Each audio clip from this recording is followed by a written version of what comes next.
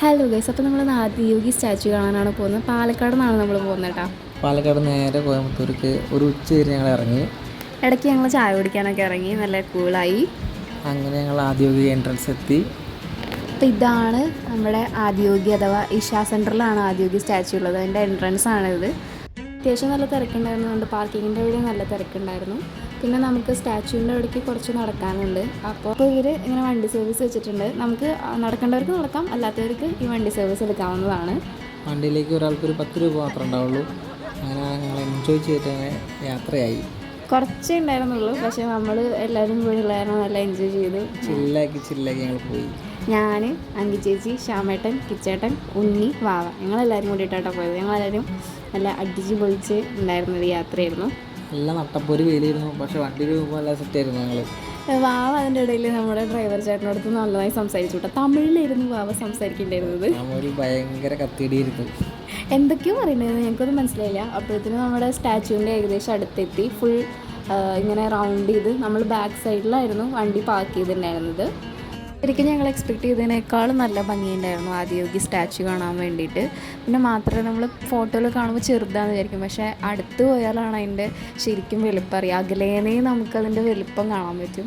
Finally ഞങ്ങളവിടെ സ്റ്റാച്യുവിൻ്റെ അടുത്തെത്തി.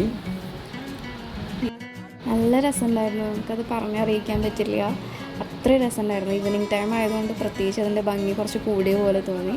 പിന്നെ നമ്മൾ എവിടെ പോയാലും സെൽഫീസൊക്കെ എടുക്കണമല്ലോ. അപ്പം ഞങ്ങളും അതേപോലെ കുറച്ച് ഷോ ഓഫൊക്കെ നടത്തി, കുറേ വീഡിയോസൊക്കെ എടുത്തു. അങ്ങനെ ആശമോളും മങ്കിയും മന്ദം നടക്കുമ്പോൾ കുറേ ഫോട്ടോസ് ചറപറ എടുക്കുകയായിരുന്നു ഞങ്ങൾ. അങ്കി ചേച്ചി മാത്രമായിരുന്നില്ല, ഇവർ 3 പേരും ചറപറ ഫോട്ടോ എടുക്കൽ തന്നെയായിരുന്നു കേട്ടോ പണി. ഇതുപോലെ നല്ല ഭംഗിയുള്ള കാഴ്ചകളായിരുന്നു ഉണ്ടായിരുന്നത്. അപ്പം ഞങ്ങളതൊക്കെ വീഡിയോ എടുത്തു.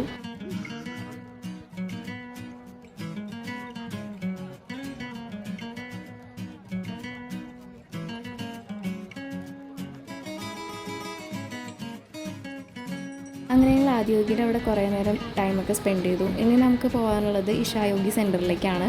അവിടേക്ക് നമുക്ക് ഇതുപോലെ സർവീസ് ഉണ്ട്, കാളവണ്ടി സർവീസാണുള്ളത്.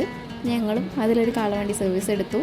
വേറെ എക്സ്പീരിയൻസ് ആയിരുന്നു കേട്ടോ. ഞങ്ങളെല്ലാവരും ആദ്യമായിട്ടാണ് കാളവണ്ടിയിൽ കയറുന്നത്.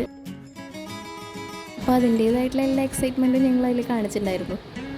ആദ്യം വാവ ഞങ്ങളിരിക്കുന്ന വീഡിയോ എടുത്തു, പിന്നെ ഞാൻ ഇറങ്ങി വാവയുടെ വീഡിയോ ഞാൻ എടുത്തു. അങ്ങനെ മെല്ലെ പോയി. പിന്നെ ഏറ്റവും ഇമ്പോർട്ടൻ്റ് ആയിട്ടുള്ള കാര്യം എന്താണെന്ന് വെച്ച് കഴിഞ്ഞാൽ, നമ്മൾ ആദിയോഗി പോകുമ്പോൾ എപ്പോഴും ഈവനിങ് ടൈം ചൂസ് ചെയ്യുക. കാരണം നമ്മൾ രാവിലെ അവിടെ എത്തിക്കഴിഞ്ഞാൽ രാത്രിയാണ് ലൈറ്റ് ഷോ ഒക്കെ ഉള്ളത്. നമ്മൾ രാവിലെ തൊട്ട് വൈകുന്നേരം വരെ അവിടെ ടൈം സ്പെൻഡ് ചെയ്യണം. യോഗ മെഡിറ്റേഷനൊക്കെ ഇൻട്രസ്റ്റ് ഉള്ള ആൾക്കാരാണെങ്കിൽ കുഴപ്പമില്ല, നമുക്ക് ടൈം വേർത്താണ്. പക്ഷേ ഇപ്പം ഞങ്ങളെപ്പോലെ യോഗ മെഡിറ്റേഷനോടൊന്നും വലിയ താല്പര്യമില്ലാത്ത ആൾക്കാരാണെങ്കിൽ വൈകുന്നേരം തന്നെ പോകുന്നതാണ് നല്ലത്.